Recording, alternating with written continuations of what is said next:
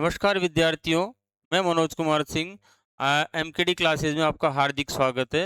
दोबारा से फिर एक बार हम जो इंटरव्यू क्लासेस थी उनकी जो हम पहले बातचीत की थी उसी को आगे बढ़ाएंगे। पिछली कक्षा में हमने एक सामान्य बातचीत करी थी कि देखिए, इंटरव्यू जो होते हैं ऐसा नहीं कि साहब उसमें क्वेश्चन कोई अलग से निकल के आते हैं। पहले यहाँ पे मैं टॉपिक मेंशन करूँ।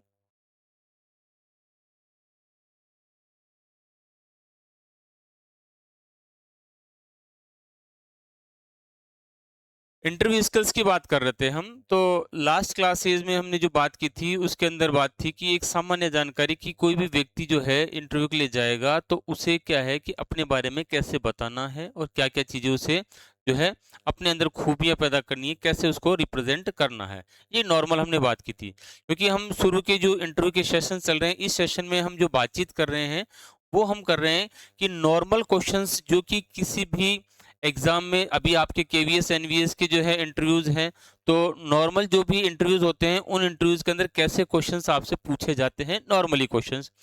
देखिए, क्वेश्चंस जो है आपके ध्यान रखिएगा कि आपके इंट्रोडक्शन से शुरू होते हैं और फिर उसी में से क्वेश्चंस निकलते हैं। ऐसा नहीं कि आपसे कोई एक्स्ट्रा क्वेश्चन पूछा जाता है। ठीक है, जैसा आप जवाब दे रहे हैं वैसा ही आपसे जो है सवाल पूछे जाते हैं। आपने अपने बारे में बताया, मान लीजिए कोई ऐसी चीज़ बताई जो सामने जो इंटरव्यू पैनल है लेने वाले उनको लगा कि साहब ये कोई स्पेसिफिक चीज़ है। तो जब वो स्पेसिफिक चीज़ लगेगी तो वहाँ से आपके लिए सवाल निकल के आएगा। तो हम नॉर्मली जो बात कर रहे हैं कि सामान्य जो प्रश्न आते हैं, तो आज हम आपके जो स्कूल से रिलेटेड या फिर हम बात करें कि आपके सब्जेक्ट से रिलेटेड कि क्वेश्चंस क्या बन सकते हैं, उन क्वेश्चंस पे सामान्य चर्चा करेंगे। तो देखिए यहाँ पर आप कि अभी हम जो आज चर्चा कर रहे हैं वो है स्कूल एंड सब्जेक्ट क्वेश्चंस, कि आप जो केवीएस एनवीएस का इंटरव्यू दे रहे हैं तो उसके बारे में क्या नॉलेज रखते हैं।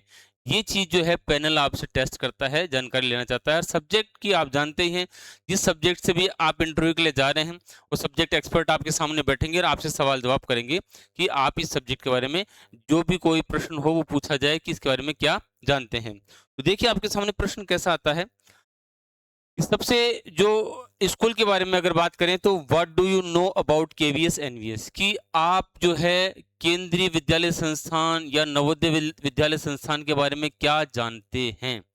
इसलिए जब भी आप इंटरव्यू के लिए जाएं तो जाहिर सी बात है कि केवीएस और एनवीएस को बड़े अच्छे से रीड करके जाएं कि इन स्कूलों का जो ऑब्जेक्टिव है, मेन ऑब्जेक्टिव, वो ऑब्जेक्टिव क्या है, क्या इनका पढ़ाने का तरीका है, ठीक है, कैसे ये मैनेजमेंट करते हैं। वो सारी चीज़ें आपको जो है ऊपर का जो इसका हायरार्की लेवल है, टॉप लेवल से बिल्कुल लोअर लेवल तक, वो सारा आपको ध्यान होना चाहिए।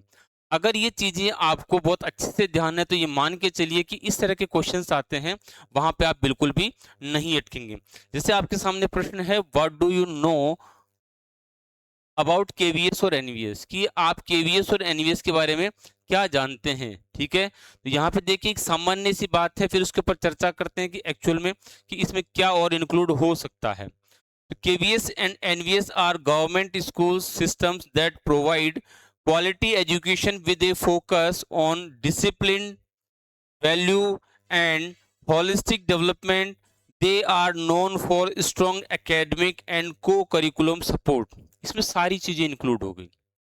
हमने बात की थी कि जब भी कोई आप इंटरव्यू फेस करते हैं तो इंटरव्यू के दौरान आपको शॉर्ट एंड स्वीट आंसर देना है। शॉर्ट एंड स्वीट से मतलब ये है कि जितने कम शब्दों में, उसमें शब्द बहुत अच्छे लेवल के होने चाहिए, बहुत परिपक्व लेवल के होने चाहिए। उन शब्दों का आप जितना यूज करेंगे उतना ही आप अच्छे से रिप्रेजेंट कर पाएंगे।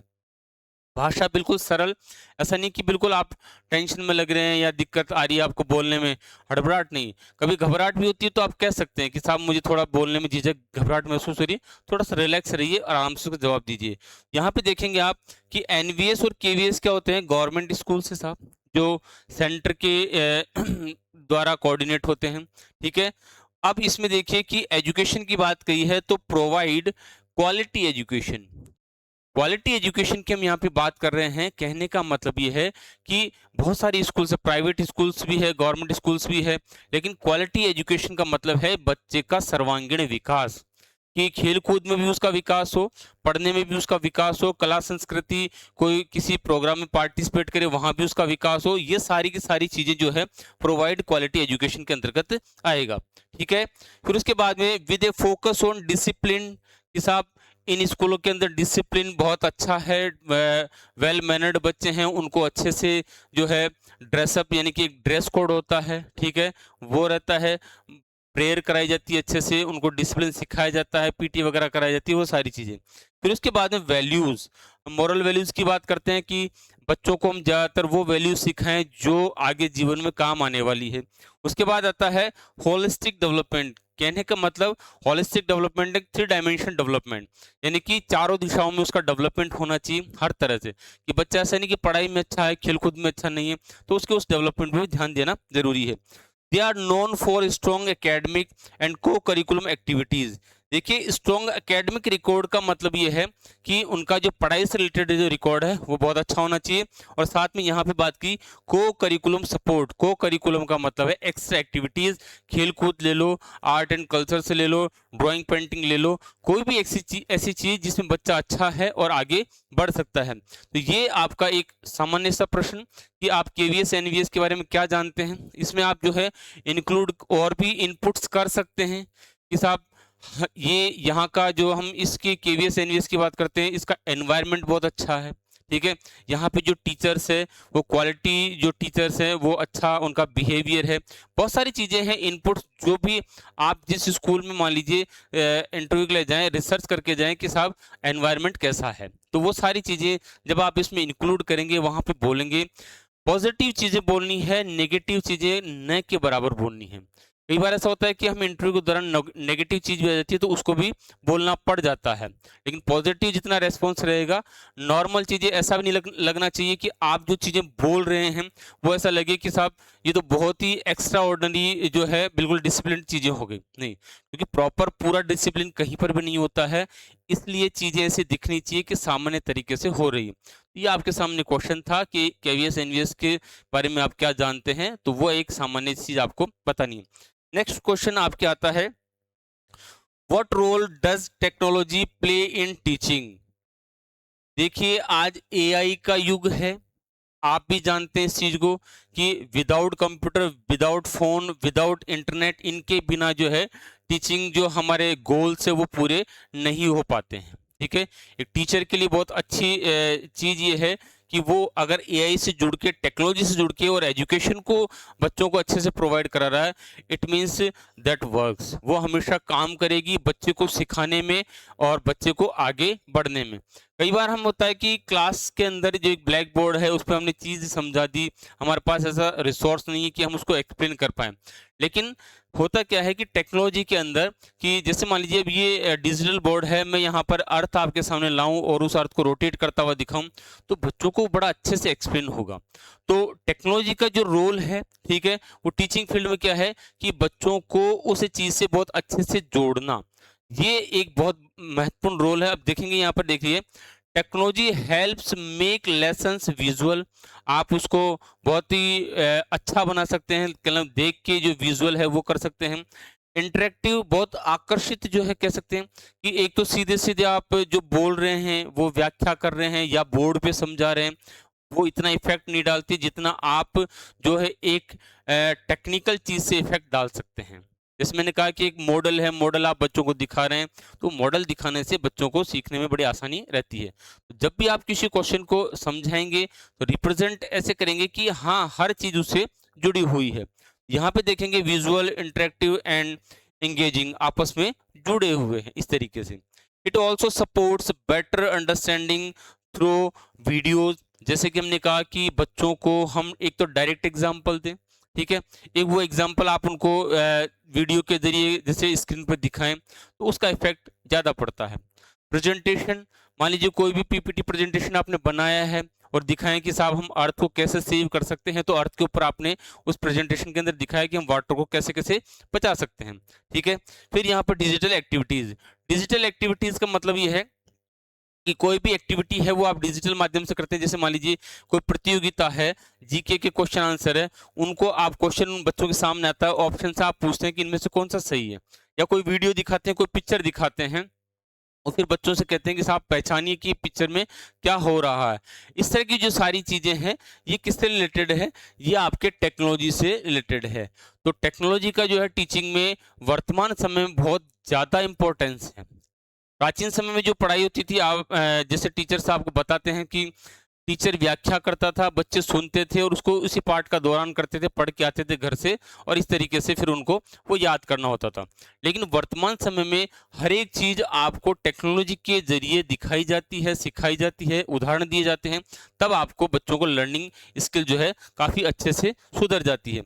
तो दूसरा क्वेश्चन जो आपके सामने आया कि what role does technology play in teaching, teaching में टेक्नोलॉजी का क्या रोल है। तो आप ये सारी चीज़ें उसके अंदर एक्सप्लेन करेंगे कि साहब ये बहुत सी चीज़ों में सपोर्ट करती है टेक्नोलॉजी, बच्चों को समझने में आसानी रहती है, वीडियोज के द्वारा उनको समझा सकते हैं, ठीक है, और प्रेजेंटेशन के द्वारा हम उनको बता सकते हैं कि कैसे क्या करना है। तो ये एक सिंपल क्वेश्चन था, एक सामान्य क्वेश्चन जिसकी हम चर्चा कर रहे हैं कि साहब आपके एजुकेशन से रिलेटेड, आपके जो स्कूल से रिलेटेड या टेक्नोलॉजी से रिलेटेड कैसे क्वेश्चंस हो सकते हैं नॉर्मली जो आपको इंटरव्यू में फेस करने हैं। ठीक है, नेक्स्ट क्वेश्चन आगे चलते हैं हम। अगला क्वेश्चन है how will you contribute to our school. अब आपसे स्कूल के बारे में पूछ लिया कि साहब स्कूल कैसा है, आपने स्कूल की बड़ाई भी बहुत कर दी कि साहब स्कूल ऐसा है, बहुत बढ़िया एनवायरनमेंट है, मैनेजमेंट अच्छा है, बहुत सारी चीजें हैं। तो जब इतनी सारी बातें हो गई फिर वो आपसे सवाल करेंगे, आप ही के जो है जवाबों में से प्रश्न निकलेगा कि how will you contribute to our school, कि हमारे स्कूल के प्रति आपकी क्या जिम्मेदारी है या आप क्या कंट्रीब्यूट करना चाहेंगे, क्या देना चाहेंगे, बताइए। मान लीजिए आप सेलेक्ट हो जाते हैं तो आपका क्यों योगदान रहेगा हमारे स्कूल में, कि कैसे आप बच्चों को ट्रीट कर रहे हैं, कैसे पढ़ा रहे हैं, वो ये क्वेश्चन है। ठीक है, तो इसमें देखिए I will contribute through sincere teaching, कि मैं टीचिंग के प्रति बड़ा ईमानदार रहूंगा, बहुत तरीके से पढ़ाऊंगा, जैसा कि मैंने इंटरव्यू के समय कहा था कि मैं बच्चों को बहुत अच्छे से समझा पाऊंगा। ठीक है, तो sincere teaching, regular student support, कि मैं स्टूडेंट्स को रेगुलरली सपोर्ट करूंगा, सपोर्ट इन द सेंस कि साहब टीचिंग में कोई प्रॉब्लम आ रही है या और कोई समस्या आ रही है तो मैं उनको सपोर्ट करके उनको आगे बढ़ाने की कोशिश करूंगा। एंड कोऑपरेशन विद कलीग्स, जो मेरे साथ जो सहपाठीगण है, टीचर्स है जो अन्य क्लासों को पढ़ाते हैं, उनके साथ में कोऑपरेशन भी बहुत जरूरी है। मान लीजिए कि आप एसएसटी के टीचर हैं, एसएसटी में भी आप मान लीजिए कि ज्योग्राफी पढ़ा रहे हैं, ठीक है, तो आपका कोऑर्डिनेशन पॉलिटिकल वालों के साथ भी अच्छा होना चाहिए, आपका कोऑर्डिनेशन हिस्ट्री वालों के साथ भी अच्छा होना चाहिए, क्योंकि ये सब जुड़े हुए सब्जेक्ट हैं। ठीक है, और अदर फील्ड के जो टीचर्स हैं उनके साथ भी आपका कोऑर्डिनेशन बहुत अच्छा होना चाहिए। तो ये जो कोऑपरेशन की बात हम कर रहे हैं कि कलीग्स के साथ में कोऑपरेशन, वो आपका जरूरी है कि कॉन्ट्रीब्यूशन में ये चीज बहुत इफेक्टिव है, कोऑपरेशन। ठीक है, तो उसके बाद में देखें I will also take part in school activities. कई बार क्या होता है कि ये चीज आपको बतानी जरूरी है कि स्कूल के अंदर कोई भी एक्टिविटी होती है, उस एक्टिविटी में जो है टीचर कई बार उसमें पार्टिसिपेट नहीं करे, दूर हट जाते हैं या उसमें कोई उनका रोल ही नहीं होता है, तो वो चीज गलत हो जाती है। ठीक है, अगर आप किसी संस्था का पार्ट है तो संस्था की एक्टिविटीज में आप पार्ट कर रहे हैं, इट मीन बच्चों को मोटिवेशन मिल रहा है। ठीक है, बच्चे मोटिवेट रहे कि साहब हमारे टीचर है हमारे साथ, वो भी पार्टिसिपेट कर रहे हैं, तो ये मोटिवेशन का काम करता है और आपकी जो इमेज है उसको भी बहुत अच्छा बनाता है। उसके बाद देखिए and try to create a positive classroom environment. कि पॉजिटिव क्लासरूम एनवायरनमेंट का मतलब यहाँ पर यह है कि मान लीजिए कि आप जो है पढ़ा रहे हैं और बच्चों को डांटते हैं, उनको अच्छे से ट्रीट नहीं कर रहे हैं, तो वहाँ पर उस क्लासरूम में जो उनका एनवायरनमेंट है वो पॉजिटिव नहीं रह पाएगा, बच्चों में नेगेटिव सेंस में चीज़ें जाती है। पॉजिटिव क्लासरूम बनाने का मतलब है उनको सपोर्ट कीजिए, उनसे क्वेश्चन पूछिए, उनका जो मूल्यांकन करते हैं कि साहब कौन बच्चा अच्छा है, कौन थोड़ा कमज़ोर है, तो उनको उसी हिसाब से सपोर्ट कीजिए। तो ये इस तरह का क्वेश्चन है आपको कि आपका कंट्रीब्यूशन क्या रहेगा, आपका सहयोग क्या रहेगा स्कूल के प्रति, तो उसमें आपको इस तरह का जवाब आपको देना है। उसके बाद नेक्स्ट क्वेश्चन चलते हैं हम। अगला क्वेश्चन आता है how does you handle a difficult student. देखिए स्कूल का पार्ट था, स्कूल के बारे में आपसे पूछा कि स्कूल कैसे चूज किया, क्यों किया आपने, आपका क्या कंट्रीब्यूशन रहेगा, लेकिन यहाँ पे सवाल आता है how do you handle a difficult student. Difficult student का मतलब ये नहीं कि साहब जो बच्चा शैतानी करता है वो, ठीक है, difficult student in the sense कि मान लीजिए कोई बच्चा सीख नहीं पा रहा है, वो डिफिकल्ट है। कोई बच्चा, कोई आप बता रहे हैं जानकारी, उसको कैच नहीं कर पा रहा है, क्लास में इन्वॉल्व नहीं हो पा रहा है, या फिर मान लीजिए कि ग्रुप के अंदर आपको एक्टिविटी करा रहे हैं उसमें इन्वॉल्व नहीं हो पा रहा है, स्कूल के एनवायरनमेंट नहीं ढल पा रहा है, तो वो जो सारी चीजें हैं वो आती है एक डिफिकल्ट स्टूडेंट में। तो आप उसको कैसे हैंडल करेंगे, ऐसा क्वेश्चन आपके सामने अक्सर पूछा जाता है वहां पर इंटरव्यूज के अंदर। तो देखिए, I first try to understand the reason behind the behaviour. सबसे पहले कोशिश की जाएगी आपके द्वारा कि उस स्टूडेंट के साथ में प्रॉब्लम क्या है, क्या समस्या है। जब समस्या पता लगेगी तभी हम उसका निवारण, उसका समाधान कर पाएंगे। देन आई स्पीक कामली, मैं बिल्कुल शांति से उससे बात करूंगा, ठीक है। सेट क्लियर एक्सपेक्टेशंस, कि मैं उम्मीद करता हूं कि मुझे पूरी जानकारी हो, ठीक है। And work with the student to improve behaviour, और बाद में मैं ऐसा बिहेव करूंगा कि साहब ऐसा उसको ट्रीट करूंगा कि बच्चे में इंप्रूवमेंट हो। समस्या का पता लगाना और फिर उसका समाधान करना, ये टीचर के जो है माइंडसेट पर डिपेंड करता है कि वो किस तरीके से एक बालक की जो बुद्धि है उसको पढ़ता है, उसकी समस्या को जानता है और उस समस्या का किस तरीके से निवारण करता है। तो ये कुछ ऐसे सामान्य प्रश्न थे जो आपको स्कूल से रिलेटेड इंटरव्यू फेस करने पड़ते हैं। ज़रूरी नहीं है कि साहब ये जो आपके सामने वर्ड लिखे हुए हैं आप ऐसी लैंग्वेज बोलें, ऐसे ही वर्ड बोलें, आप बिल्कुल साधारण भाषा में इसको और भी छोटा कर सकते हैं, ठीक है। तो इस तरीके से आपके ये जो है आपका ये इंटरव्यू के बेस जो हम क्वेश्चन पढ़ रहे थे वो क्वेश्चन इस क्लास में हम इतने ही करेंगे। नेक्स्ट क्लास में हम और आगे जो है क्वेश्चंस है वो करेंगे।